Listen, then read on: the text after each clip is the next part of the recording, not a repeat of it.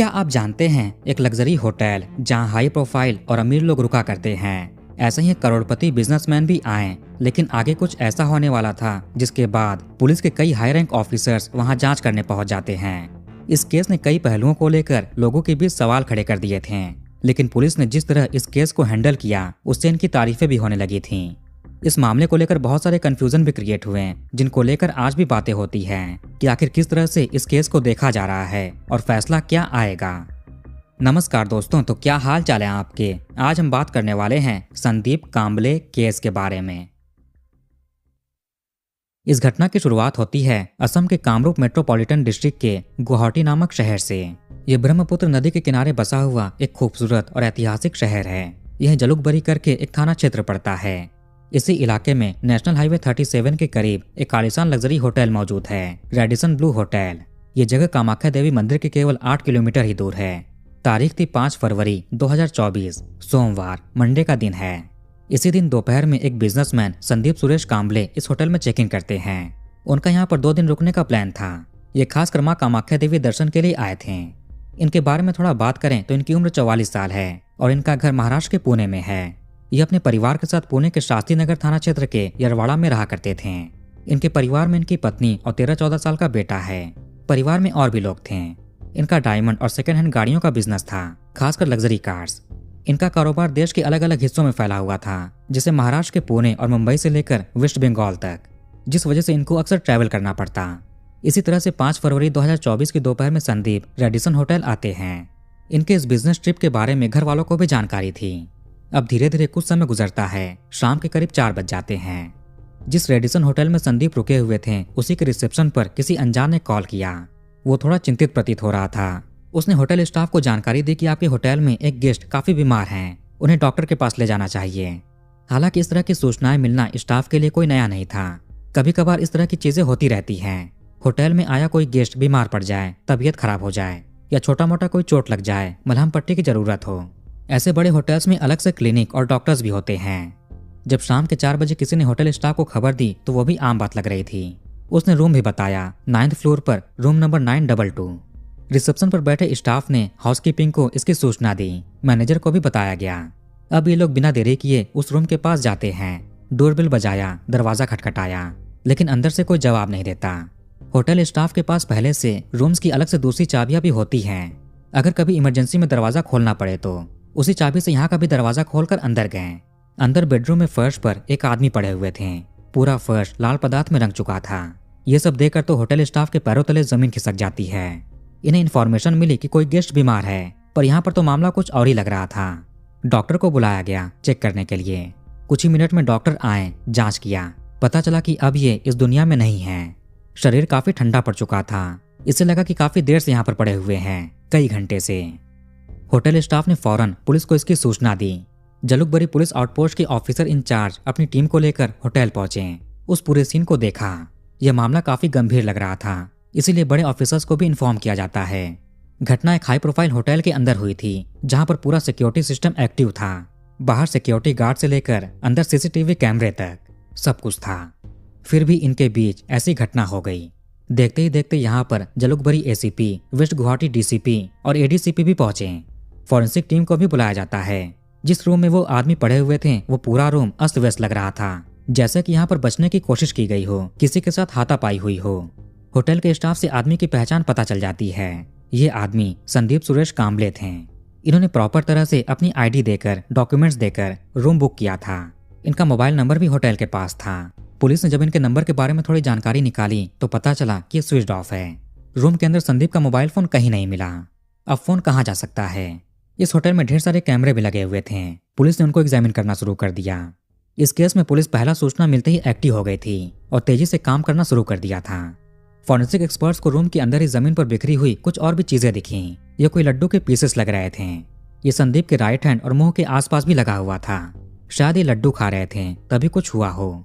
इनके ऊपर कुछ चोट के निशान भी पाए गए जो हाथापाई के दौरान लगे हों। इनके नाक से ही लाल पदार्थ प्रवाहित हो रहा था। शुरुआती पंचनामे के बाद संदीप को Guwahati medical college and hospital GMCH shift किया गया पोस्टमार्टम और बाकी फॉरेंसिक जांच के लिए। पुलिस ने घटना के बारे में संदीप के परिवार को भी सूचित कर दिया। संदीप के भाई विशाल कांबले भी गुवाहाटी आने की तैयारी करने लगे। परिवार को भी समझ नहीं आ रहा था कि यह सब कैसे हो गया। इनके तो कभी किसी के साथ दुश्मनी नहीं थी, कामकाज को लेकर भी कभी कोई विवाद नहीं हुआ। संदेह इस बात पर भी था कि संदीप बिजनेस ट्रिप के लिए निकले थे। इस बात की खबर घर के करीबी लोगों के अलावा और किसी के पास नहीं थी। फिर वो सब कैसे हुआ, किसने किया? पुलिस संदीप के फोन को सर्विलांस पर लगा देती है। जैसे ही ऑन होगा उसकी लोकेशन पता चल जाएगी। फोन की आखिरी लोकेशन भी इसी होटल की दिखा रही थी, रेडिसन होटल। मोबाइल नंबर के कॉल डिटेल रिकॉर्ड भी निकाले जाने लगे। आखिरी समय में संदीप ने किससे बात की हो, शायद किसी को अपनी लोकेशन के बारे में बताया हो। इस केस को वेस्ट गुवाहाटी डीसीपी लीड कर रहे थे। सीसीटीवी कैमरों की जांच जारी थी। होटल का रजिस्टर भी कब्जे में लेकर देखा जाने लगा। कौन सा गेस्ट कब और कितने बजे होटल में आया गया, उसमें कौन संदिग्ध बिहेव कर रहा है। होटल के स्टाफ से भी पूछताछ किया जा रहा था, उन्होंने कोई अजीब चीज नोटिस की हो।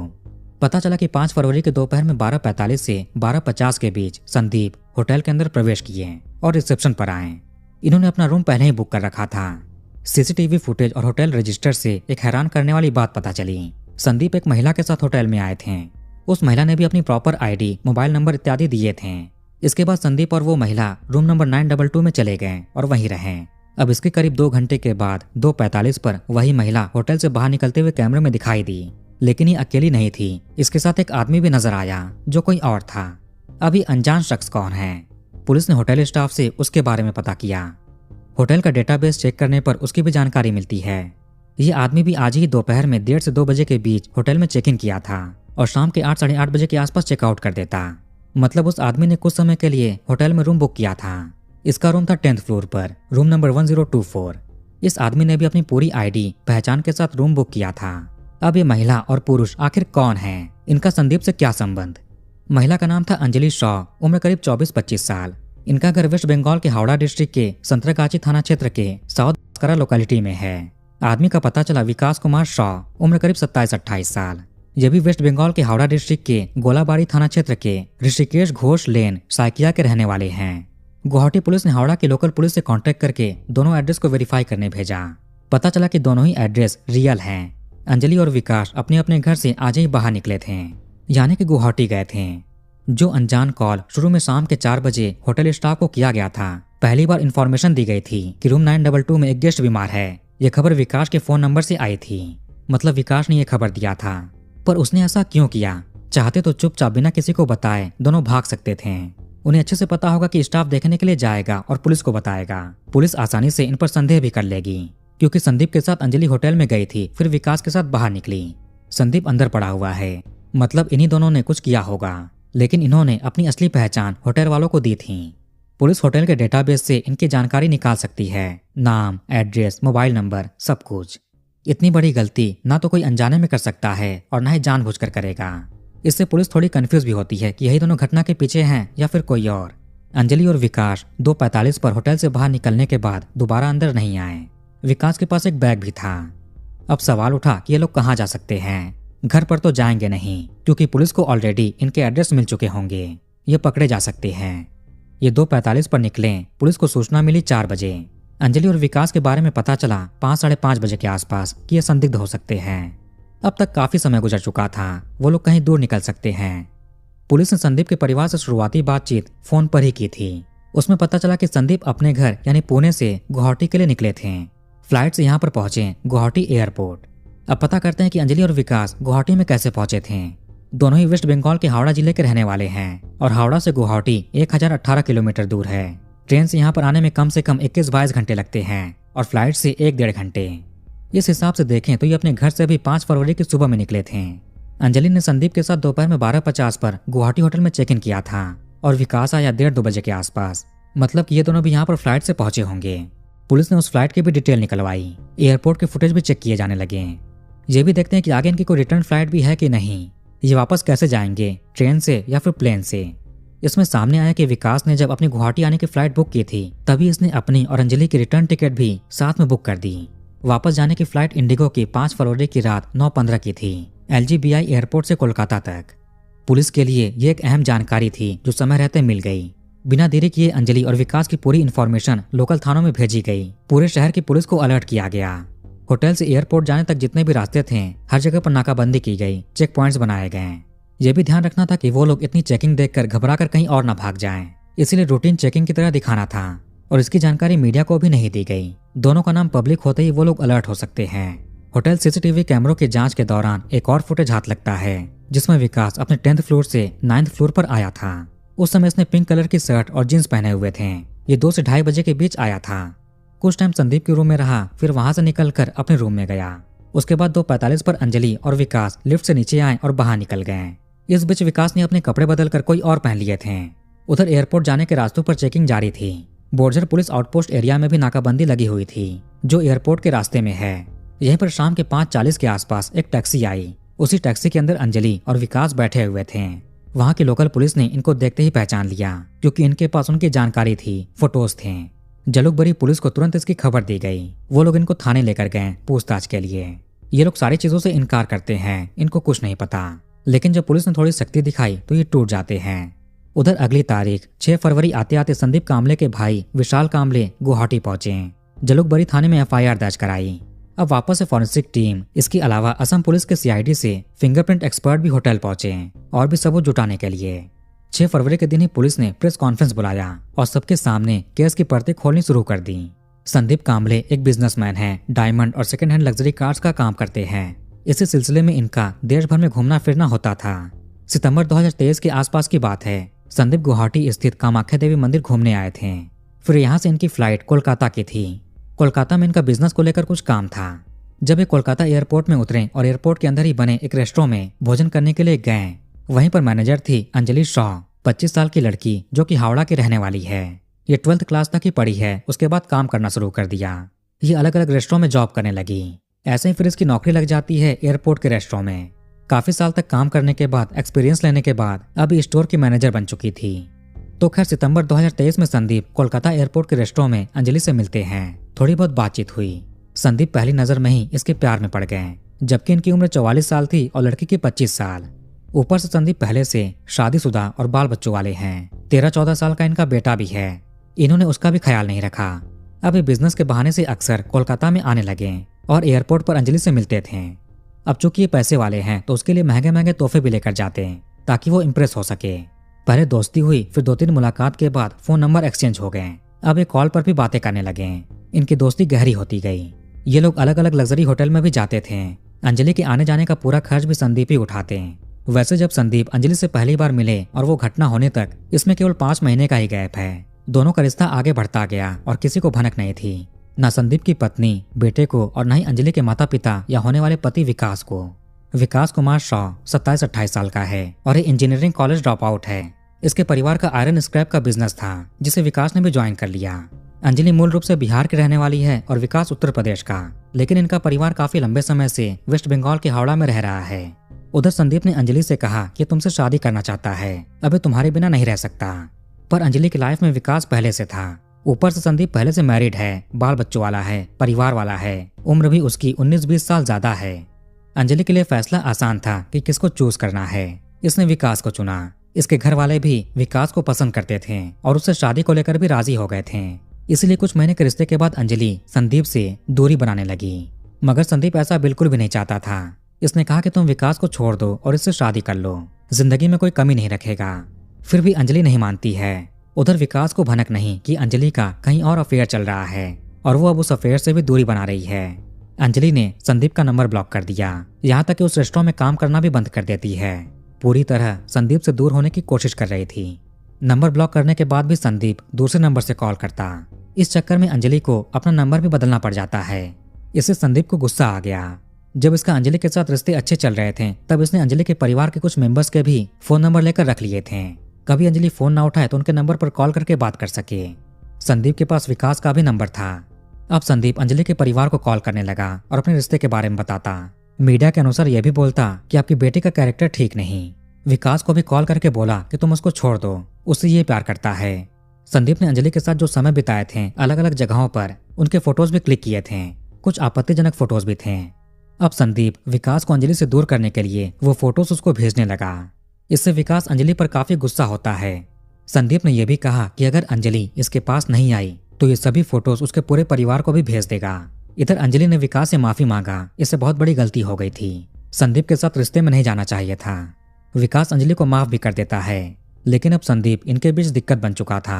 इन्होंने कई बार उसको बोला कि इनकी लाइफ से दूर रहो, ये शादी करने वाले हैं, शांति से जीने दो, पर संदीप नहीं मानता है। ये सब कुछ 5 महीनों के अंदर ही चल रहा था।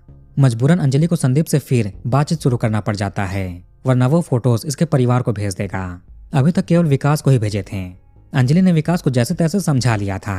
संदीप बार बार मिलने की जिद भी करता। अब अंजलि और विकास मिलकर एक प्लान बनाते हैं। इनका प्लान बिल्कुल सिंपल था। ये लोग संदीप का मोबाइल फोन उससे छीन कर फोटोज डिलीट कर देंगे या फिर फोन को ठिकाने लगा देंगे। इनका संदीप को नुकसान पहुंचाने का कोई इरादा नहीं था, बस एक बार उसका फोन मिल जाए उसके बाद कोई टेंशन नहीं। फरवरी 2024 के शुरुआती हफ्ते में संदीप ने अंजलि से मिलने का दबाव दिया। अंजलि ने बोला कि ठीक है, तुम कोलकाता आ जाओ। पहले बार बार ये मना कर रही थी, फिर अचानक ये हाँ बोल रही है। इससे संदीप को कुछ डाउट हुआ, कहीं उसका विकास के साथ कुछ प्लान तो नहीं। हावड़ा से कोलकाता नजदीक है, उसके परिवार या फिर जानकार भी वहां पर आ सकते हैं, कुछ गड़बड़ ना हो जाए। संदीप नहीं चाहता था कि ये कोलकाता में मिले। जैसा कि पुलिस ने मीडिया को बताया, संदीप ने कहा जब पहली बार मुलाकात हुई तब ये कामाख्या देवी मंदिर से लौटकर कोलकाता आया था और अंजलि से मिला था, इसलिए हम गुवाहाटी में ही मिलेंगे और कामाख्या देवी मंदिर चलेंगे। संदीप एक तरह से साइकोलॉजिकल डुअलिटी में जा चुका था। एक तरफ इसने अंजलि का जीना दोभर किया था, उसके साथ रहने का दबाव देता, वहीं दूसरी ओर उस पर प्यार जताता और मंदिर घुमाने की बात करता। अंजलि इसके लिए मान गई, ठीक है गुवाहाटी में मिलते हैं। संदीप ने अपनी फ्लाइट टिकट बुक की, साथ में अंजलि की भी बुक करता है। अंजलि ने इसके बारे में विकास को बताया। अब विकास ने भी अपनी फ्लाइट बुक की और उसी रात को रिटर्न फ्लाइट भी करता है, अपनी और अंजलि की। अंजलि और विकास ने मिलकर लड्डू खरीदे, उसमें नशीले पदार्थ मिला दिए। इसके अलावा डिप्रेशन और नींद की दवाएं भी खरीद लिए थे। सोचा कि पहले अंजलि उसको लड्डू खिला देगी या फिर नींद की दवा पानी में मिलाकर दे देगी ताकि वो बेहोश हो जाए। उसके बाद उसका फोन लेकर फोटोज डिलीट कर देंगे, फिर वापस घर आ जाएंगे हावड़ा। 5 फरवरी को संदीप फ्लाइट से गुवाहाटी एयरपोर्ट पहुंचा। इधर से अंजलि भी पहुंची। दोनों एयरपोर्ट पर मिलते हैं और रेडिसन होटल निकले। दूसरी फ्लाइट से विकास भी गुवाहाटी एयरपोर्ट उतरा। अंजलि ने इसको बता दिए थे कि रेडिसन होटल के रूम 922 में रुके हैं। फिर विकास भी उसी होटल में गया, रूम बुक किया, रूम नंबर 1024। उधर वो लड्डू अंजलि के पास थे। रूम में आते ही इसने संदीप को प्यार से दिए, वो लेकर खाने भी लगा। अभी केवल आधा ही खाया था कि अचानक से विकास वहां पर पहुंच गया। प्लान के तहत अंजलि ने रूम का दरवाजा खुला रखा था। ये 2 से 2:30 बजे के आसपास का समय है। संदीप विकास को देखते ही गुस्सा करने लग जाता है, तुम यहाँ पर क्यों आए हो? उसको भगाने लगा। हालांकि अब संदीप थोड़ा बेहोश भी हो रहा था, लड्डू अपना असर दिखा रहा था। अब अंजलि और विकास ने मिलकर संदीप का फोन छीनने की कोशिश की, मगर वो दे नहीं रहा था। गुस्से में अंजलि उनको धक्का दे देती है, जिससे वो जमीन पर गिर गए और बेहोश हो गए। उनके नाक से लाल पदार्थ भी आने लग गया। ये सब देखकर दोनों डर गए, अब क्या किया जाए। अब विकास अपने रूम में जाता है, कुछ कपड़े लेकर ये आया था, अपने कपड़े चेंज किए, अपने सारे सामान भी पैक करते हैं। इन्होंने सोचा कि रात के 9:15 की फ्लाइट है, तब तक आराम से होटल में रहेंगे, समय बिताएंगे। लेकिन अब वो घटना हो गई, संदीप बेहोश है, इसीलिए जल्द से जल्द निकलना पड़ेगा। 2:45 पर अंजलि और विकास बाहर निकले। इनके पास संदीप का फोन भी था, जिसे स्विच ऑफ करके रख लिए थे। ये दोनों कामाख्या रेलवे स्टेशन जाते हैं, लेकिन कोलकाता जाने की ट्रेन देर रात की थी। रिटर्न फ्लाइट तो इन्होंने पहले ही बुक कर ली थी, इसीलिए अब ये लोग एयरपोर्ट निकलने लगे। विकास ने पुलिस को बोला कि इसको संदीप की चिंता हो रही थी, इसीलिए 4 बजे के आसपास इसने होटल के स्टाफ को कॉल करके एक गेस्ट के बीमार होने की सूचना दी। मगर पुलिस को इसमें भी कुछ डाउट है, ये इनके प्लान का हिस्सा हो सकता है। जब संदीप का स्वर्गवास हो जाए तभी कॉल करें। अगर कॉल कर देंगे तो पुलिस यही सोचेगी कि इनका इसमें हाथ नहीं हो सकता, वरना कॉल नहीं करते। एयरपोर्ट जाने के रास्ते में ही ये लोग पकड़े जाते हैं। पुलिस को संदीप का फोन भी बरामद हो गया, साथ में वो लड्डू, नींद की दवाएं भी बरामद हो गईं। पुलिस विकास और अंजलि का फोन भी जब्त करती है, जिसमें इन्होंने व्हाट्सएप चैट के दौरान प्लान डिस्कस किए थे। दोनों का कहना था कि सब कुछ गलती से हुआ, इनका बस फोन लेकर फोटोज डिलीट करने का इरादा था और कुछ नहीं। पुलिस को पोस्टमार्टम रिपोर्ट से पता चला कि ऑक्सीजन की कमी के कारण स्वर्गवास हुआ था। नाक और मुंह ब्लॉक हो गए थे, यह जानबूझकर किए गए थे ताकि वो सांस न ले पाए। इसके बाद पुलिस ने IPC 302, 120B और 34 के तहत केस दर्ज किए। ये सब चार्जेस गैर इरादतन के नहीं, बल्कि जानबूझकर प्लान करने के तहत थे। अप्रैल 2024 में जुडिशियल मजिस्ट्रेट कोर्ट के सामने चार्जशीट दाखिल की गई और मुकदमा शुरू हुआ। आगे 6 जनवरी 2025 को दोनों को बेल मिल जाता है। ये जेल से बाहर आ गए। इन्होंने कोर्ट में भी कहा कि इनका इरादा केवल फोटोज डिलीट करने का था और कुछ नहीं। पर अगर यही दिक्कत थी तो पुलिस में कंप्लेन फाइल कर देते हैं और घटना फोन छीनने के दौरान हुई तभी होटल स्टाफ को बुला लेते हैं, उनको अस्पताल लेकर जाते हैं तो शायद वो बच सकते थे। लेकिन 1 घंटा 15 मिनट के बाद इन्फॉर्म करते हैं। अभी इस केस का फैसला आना बाकी है, केस चल रहा है। तो वीडियो कहीं पर खत्म करते हैं। आप कमेंट करके अपनी राय बताइए। इस वीडियो को लाइक और शेयर जरूर करिए और हमारे चैनल को सब्सक्राइब करके बेल आइकन ऑन कर लीजिए। मिलते हैं नेक्स्ट वीडियो में। धन्यवाद।